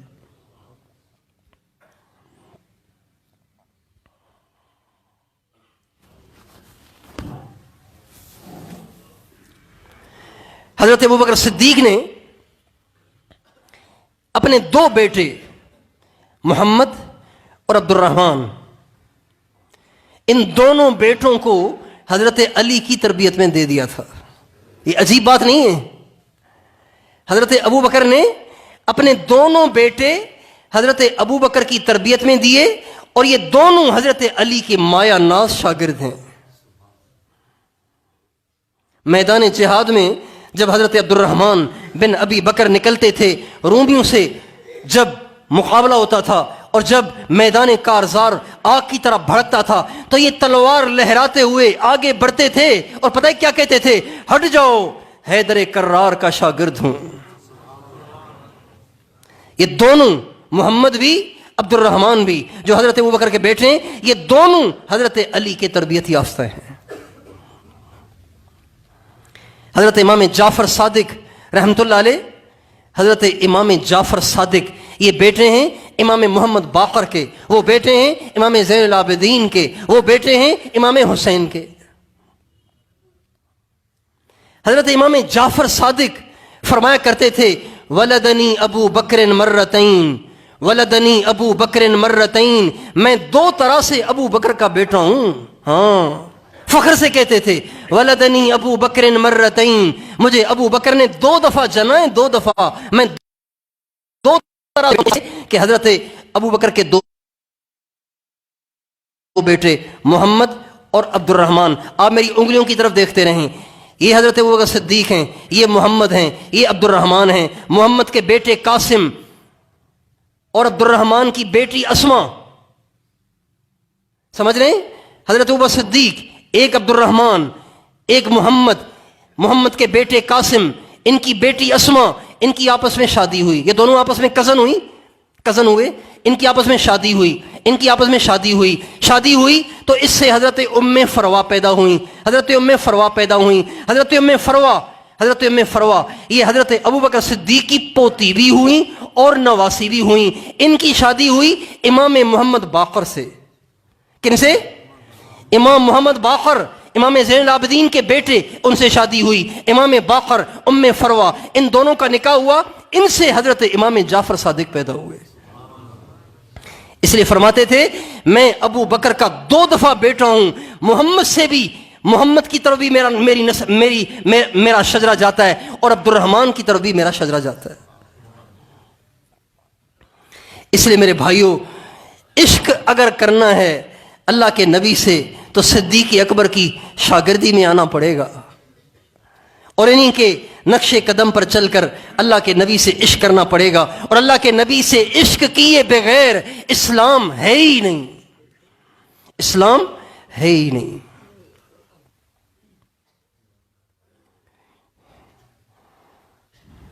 آپ علیہ السلام، اچھا عشق کا وہ معیار قائم کیا کہ حد ہو گئی، اس کا پھر صلہ بھی ملا،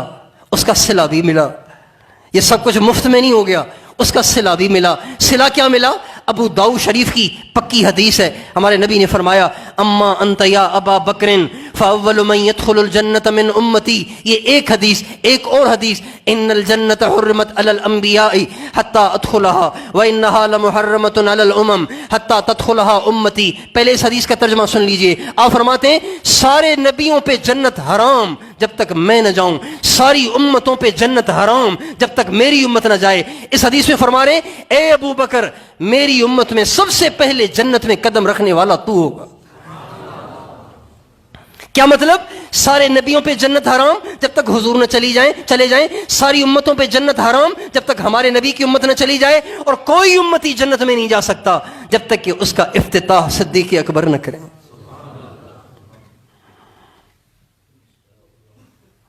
ایک حدیث ہے جس کے راوی حضرت علی ہیں۔ اس حدیث کے راوی کون ہیں؟ آپ سب سے پوچھتا ہوں، اس حدیث کے راوی کون ہیں؟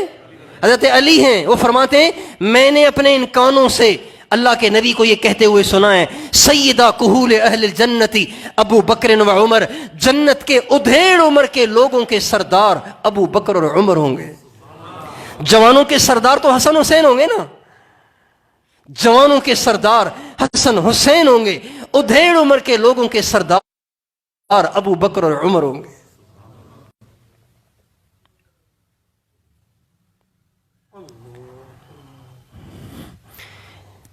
انتقال سے چند دن پہلے آپ مسجد میں تشریف لائے،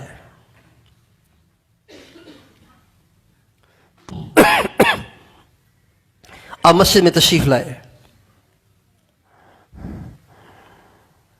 تو آپ نے خطبہ دیا اور فرمایا لوگو، دنیا سے ہر انسان نے جانا ہے، اگر میں نے تم میں سے کسی کا حق کھایا ہو مجھ سے واپس لے لو، اگر میں نے کسی کو تکلیف دی ہو، کسی کا میرے پاس حق کھایا ہو، نہیں کسی کا حق میرے پاس رہتا ہو مجھ سے واپس لے لو، کسی کو میں نے تکلیف دی ہو مجھ سے بدلہ لے لو۔ اور جتنے لوگ دنیا میں رہتے ہیں میں سمجھتا ہوں میں نے ان سب کا حق ادا کر دیا ہے، لیکن ابو بکر کے اتنے مجھ پہ احسانات ہیں کہ میں ان کا بدلہ ادا نہیں کر سکا، اللہ قیامت کے دن ابو بکر کے احسانات کا بدلہ ادا کرے گا۔ پھر آپ نے فرمایا لو کنت متخذا خلیلا لاتخذت ابا بکر خلیلا، اگر میں دل کی گہرائیوں میں کسی کی محبت کو داخل کرتا، انسانوں میں سے دل کی گہرائیوں میں کسی کی محبت کو داخل کرتا تو ابو بکر کی محبت کو داخل کرتا، لیکن دل کی گہرائیاں اللہ کے لیے ہیں۔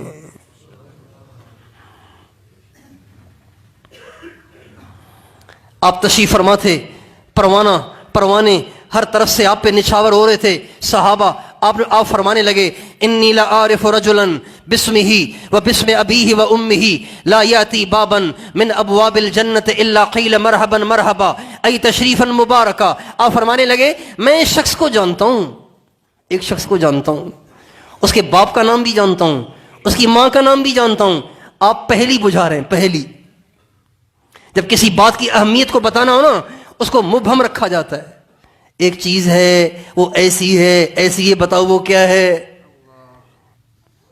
آپ صدیق اکبر کی عظمت کو اجاگر کر رہے ہیں. میں ایک شخص کو جانتا ہوں، اس کے باپ کے نام کو بھی جانتا ہوں، اس کی ماں کے نام کو بھی جانتا ہوں. شان اس کی اتنی بلند اور بالا ہے کہ جب قیامت کا دن ہوگا، جنت کا فیصلہ ہوگا، جنت کے 8 دروازے ہیں، کوئی کسی دروازے سے جائے گا، کوئی کسی دروازے سے جائے گا. ایک دروازے کا نام ہے باب الریان، وہاں سے روزے دار جائیں گے. ایک دروازے کا نام ہے باب الذکر، وہاں سے ذکر والے جائیں گے. ایک دروازے کا نام ہے باب الجہاد، وہاں سے جہاد والے جائیں گے. یوں جنت کے مختلف دروازے ہیں. آپ نے فرمایا ایک شخص کے نام کو جانتا ہوں، اس کے باپ ماں کے نام کو جانتا ہوں، اس کی شان اتنی بلند و بالا ہے. جب وہ جنت میں جانے لگے گا، جنت کے 8 دروازے کہیں گے حضرت یہاں سے آئے نا. 8 دروازے خود پکاریں گے حضرت یہاں سے آئیں، حضرت یہاں سے آئیں، حضرت یہاں سے آئیں. حضرت سلمان فارسی ایک دم بے خود ہو گئے، جوش میں آ کے کھڑے ہو گئے، کہنے لگے ایسا کون ہو سکتا ہے یا رسول اللہ، دروازے سے تو ایک ہی سے جائے گا، 8 دروازے کس کا استقبال کریں گے؟ آپ نے صدیق اکبر کی طرف اشارہ کیا اور فرمایا هو ابو بکر بن ابی قحافہ، یہ ابو قحافہ کا بیٹا ابو بکر ہے.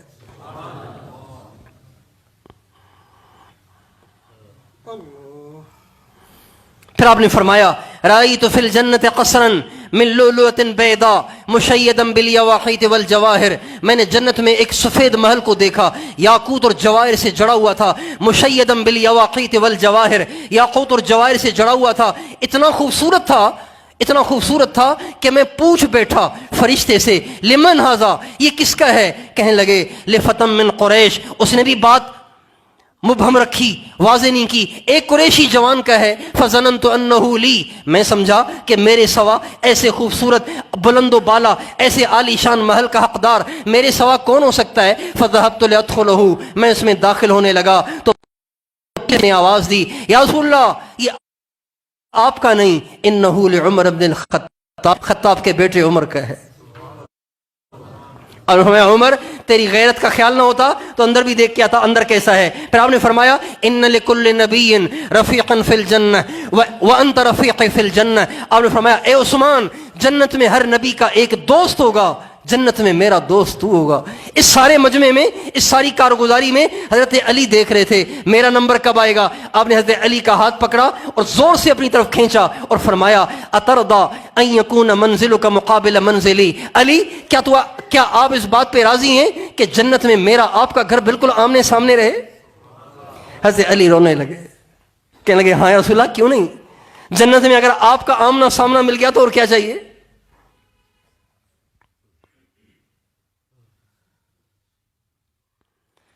صدیق اکبر کی شان کے کیا کہنے.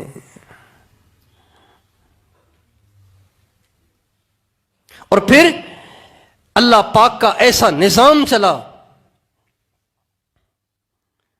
کہ اللہ پاک نے ہمیشہ کے لیے حضور کے پہلو میں جگہ دے دی. کسی کو مدینے میں گھر مل جائے اس کے کیا کہنے، مدینے میں کسی کا گھر بن جائے کہ یار بھائی یہ مدینے کا ہے، داڑھی بھی نہیں ہے، نماز بھی نہیں پڑھتا. مدینے میں بہت سے رہنے والے نماز نہیں پڑھتے. اگر کوئی یہاں آ جائے اور کوئی بتائے کہ یہ مدینے کا ہے تو ہمارا عالم بھی اس سے ملنے کو اپنی سعادت سمجھے گا، جیسا بھی ہے مدینے کا ہے. ہمارے حضرات نے لکھا ہے کہ مدینے میں جاؤ نا تو کسی چیز کا کیڑا نہ نکالنا، کیونکہ مدینہ حضور کو بہت پیارا ہے. ایک آدمی گئے ہوئے تھے وہاں پہ مدینے میں، تو مدینے سے دہی خریدی اور کھائی تو وہ کھٹا دہی اردو میں مؤنث ہے مذکر ہے، کھٹا، دہی کھٹا نکلا تو کہنے لگا یار مدینے کا دہی تو بہت کھٹا ہے. خیر ایک بات تھی زبان سے نکل گئی، رات کو سو گیا، خواب میں سرکار دو عالم صلی اللہ علیہ وسلم کی زیارت ہوئی. فرمایا تو میرے مدینے کی دہی کو کھٹا کہتا ہے، نکل جا میرے مدینے سے. اور آنکھ کھل گئی، معافی مانگنے کا موقع بھی نہ ملا. تو میرے مدینے کی دہی کو کھٹا کہتا ہے، نکل جا یہاں سے. صبح کو اٹھا پریشان، اہل اللہ کو ڈھونڈ رہا ہے، اللہ والوں کو ڈھونڈ رہا ہے، بتاؤ کیا کروں. حضور نے کہا کہ نکل جاؤ، کیا ہوگا. ایک اللہ والے کے پاس گئے، کہنے لگے حضور کو حضرت حمزہ سے بڑی محبت تھی اور ان کا بڑا لحاظ کرتے تھے، چونکہ وہ چچا تھے اور حضور کے نام پر ٹکڑے ٹکڑے ہو گئے. तुम उनकी कब्र पे जाओ, वहां जाके दुआ कर लो, शायद अल्लाह रहम फरमाए। हज़रत हमजा की कब्र पे जाके दुआ की, ए अल्लाह हुजूर को राजी कर दे, मुझे मदीने से निकलने से, मुझे मदीने से महरूम न फरमा। रात को सोए, हज़रत हमजा की ज़ियारत हुई और फरमाया जब हुजूर ने तुझे निकाल दिया है तो हमजा कैसे रख सकता है, अब तो जाना ही पड़ेगा। मदीने में घर मिल जाए तो क्या कहने, क्या नसीब है उसके जिसका मदीने में घर हो। बात से बात निकलती है, एक छोटा सा वाकया याद आ गया। अल्लामा ज़फ़र अहमद उस्मानी रहमतुल्लाह अलैह अपनी किताब में एक वाकया लिखते हैं, कहते हैं एक दफ़ा हम हज पे गए हुए थे तो मदीने हाजिर हुए, मदीने में हाजिरी हुई और आखिरी दिन था, मदीने में आखिरी दिन था, अब हमने वहां से वापस आना था। तो खाना हमने खाया, दस्तरखान पे टुकड़े हड्डियां जो जमा हो गई, तो मैंने दस्तरखान उठा के होटल से बाहर फेंकने के लिए आया। जब मैंने वो हड्डियां टुकड़े आके बाहर फेंके तो एक छोटे बच्चे को देखा कि वो भागा भागा आया और उसने आके वो हड्डियां उठा के चूसने लग गया, वो टुकड़े उठा के खाने लग गया। कहने लगे मुझे तो बड़ी परेशानी हुई कि ये बच्चा कौन है, इतना भूखा कि दस्तरखान के टुकड़े खा रहा है, हड्डियां चूस रहा है। तो कहने लगे, मैं उनके पास चला गया, बेटा आप कहाँ गए? कहा मैं मदीने का हूं।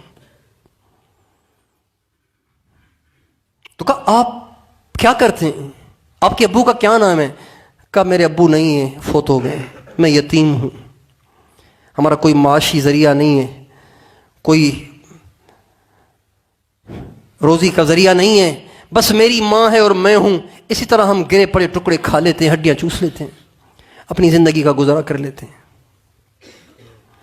कहने लगे मुझे बड़ा तरस आया, मदीने का बच्चा है, हड्डियां चूस रहा है, टुकड़े खा रहा है। तो मैंने कहा बेटा तू मेरे साथ हिंदुस्तान चलना, अभी पाकिस्तान हिंदुस्तान बना नहीं था, हिंदुस्तानी था, तू मेरे साथ हिंदुस्तान चलना, चल के वहां तेरा इकराम करूं, तुझे इल्म पढ़ाऊं, बड़ा आलिम बनाऊं। कहने लगे मैं अपनी अम्मी से पूछ लूं। भागा भागा गया, थोड़ी देर में वापस आ गया, कहने लगा मैंने अपनी अम्मी से पूछ लिया है, अब आप मुझे बेशक ले चले। कहने लगे बहुत अच्छा, ठीक है हमारी भी वापसी है, चलो अलविदाई सलाम पढ़ लें, हुजूर के रोजे पे अलविदाई सलाम पढ़ लें। चुनाचे चले, बच्चे को साथ लिया। अब छोटा बच्चा जहां से गुजरे, पहले मस्जिद नबी के साथ साथ छोटी छोटी दुकानें बनी होती थी, जैसे छोटे छोटे, जैसे हमारे यहां मेलों पे दुकानें नहीं बनती, इस तरह से छोटी छोटी दुकानें बनी होती थी। तो उस बच्चे को लिया हुआ है अल्लामा ज़फ़र अहमद उस्मानी ने, और बच्चा जा रहा है और जगह जगह से गुजरते हुए कह रहा है अंकल, चाचा जान वहां पे ये होगा, कोई चीज नजर आ गई, अखरोट मसलन, चाचा वहां पे ये होगा, कहाँ बेटा बहुत होगा।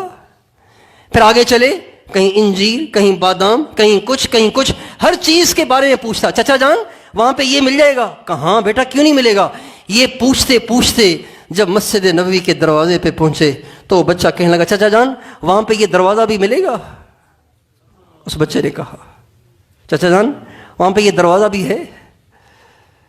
तो अल्लामा ज़फ़र उस्मानी कहते हैं ऐसे जैसे उसने मुझे तीर मार डाला, गोली मार दी मुझे, और मैं रोने लगा। और मैंने कहा बेटा अगर ये दरवाज़ा वहाँ पे होता तो मैं बूढ़ा आदमी यहाँ क्यों धक्के खा रहा होता।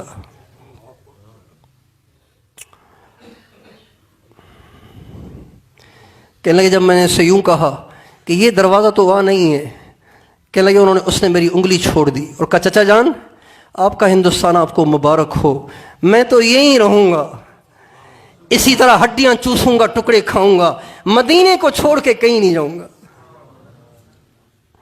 वो दिन खुदा करे कि मदीने को जाएं हम, खाके दरे रसूल का सुरमा लगाएं हम। मदीने में किसी को घर मिल जाए, मदीने में किसी को रिहाइश मिल जाए, मदीने में किसी को चंद दिन का क़याम नसीब हो जाए, उसके क्या कहने, उसके क्या कहने और उसके क्या कहने जो हुजूर के पहलू में जाके हमेशा के लिए सोया है।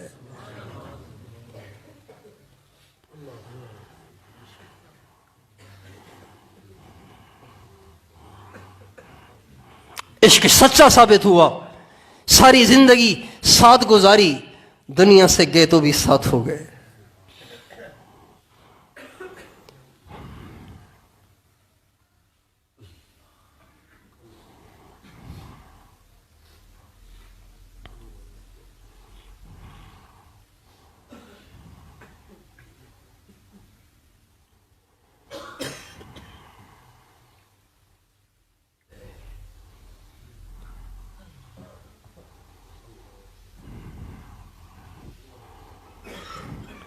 परवाने को है शमा, बुलबुल को फूल बस, सिद्दीक के लिए है खुदा का रसूल बस।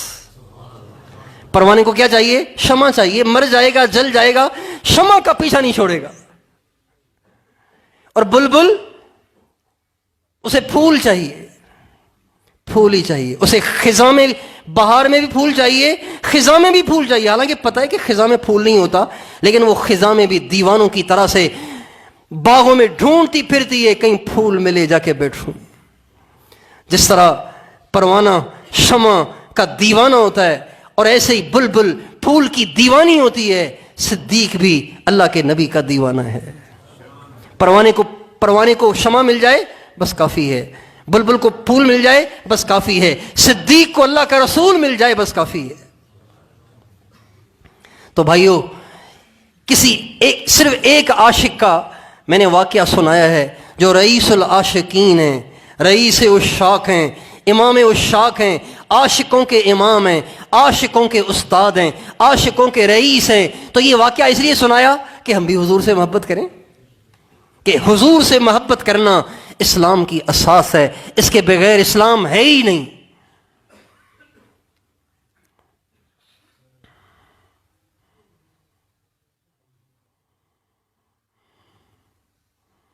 आज हमें हुजूर से मोहब्बत नहीं है, नारे लगाने का शौक है, मोहब्बत नहीं है।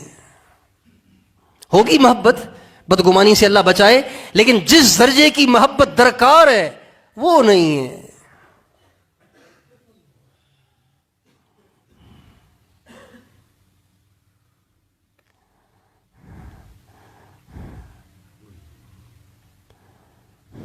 मदीने का नाम सुनते ही एकदम रोंगटे खड़े हो जाएं, हुजूर का तस्करा आते ही आंखों से आंसू बह पड़े। तन्हाई में बैठे हुए आंखों से आंसू बह रहे हैं, बीबी पूछ रही है क्यों रो रहे हो, आज क्या मसला हो गया? कि बस हुजूर की याद आ रही है। कभी ऐसे हुआ?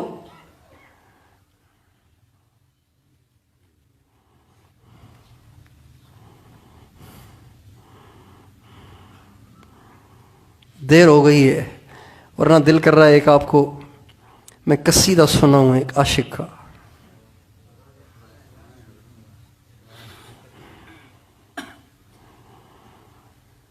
ज़िमहजूरे बरामद जाने आलम, तरहम या नबी अल्लाह तरहम। ये मौलाना जामी का कसीदा है। ये कसीदा उन्होंने कहा और फिर कसीदा बना के रखते सफर बांधा।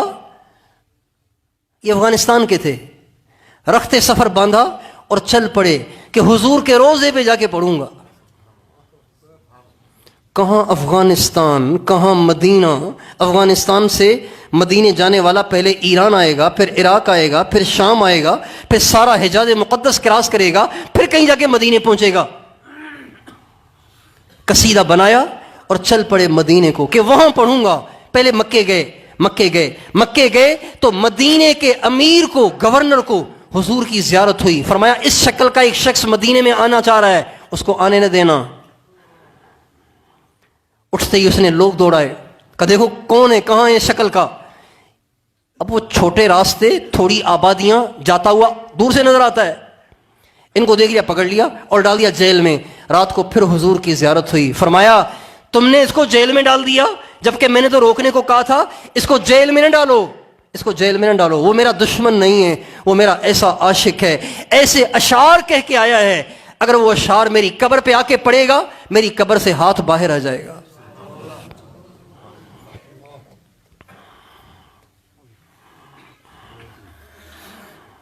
ज़िमहजूरे बरामद जाने आलम, तरहम या नबी अल्लाह तरहम। न आखिर रहमतुल लिल आलमीनी, चिरा अज़ हम चुना गाफिल नशीनी। ए अल्लाह के नबी, आपकी जुदाई में सारी कायनात का जर्रा जर्रा मौत के करीब आ गया है। किसी की मोहब्बत में आदमी इतना निढाल होता है बाज दफा कि जैसे मौत के करीब आ गया है। सारी दुनिया का जर्रा जर्रा जां बलब है आपकी जुदाई में। ए अल्लाह के नबी, कुछ तो रहम फरमाएं, अपने आशिकों पे करम फरमाएं। ना आखिर रहमतुल लिल आलमीनी, चिरा अज़ हम चुना गाफिल नशीनी। जब आप रहमतुल लिल आलमीन हैं تو یہ کیسے ہو سکتا ہے کہ آپ ہماری صدا کو نہ سنیں، آپ ہماری خواہش کو پورا نہ کریں؟ یا رسول اللہ میں یہ نہیں کہہ رہا کہ آپ ہمیشہ کے لیے آ جائیں، آپ تھوڑی دیر کے لیے باہر تشریف لے آئیں تاکہ ہم ایک دفعہ آپ کو دیکھ کے اپنے دل کی آگ کو بجھائیں، اپنی آنکھوں کو ٹھنڈا کریں۔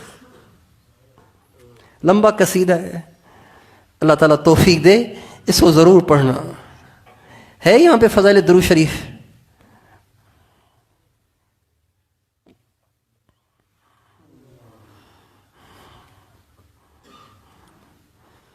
بہت دیر ہو گئی،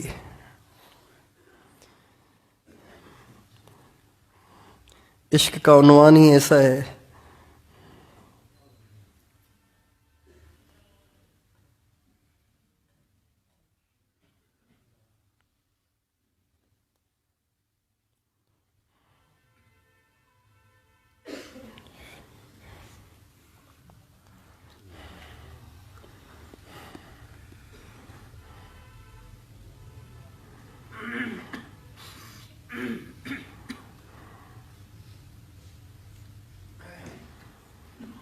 اللہ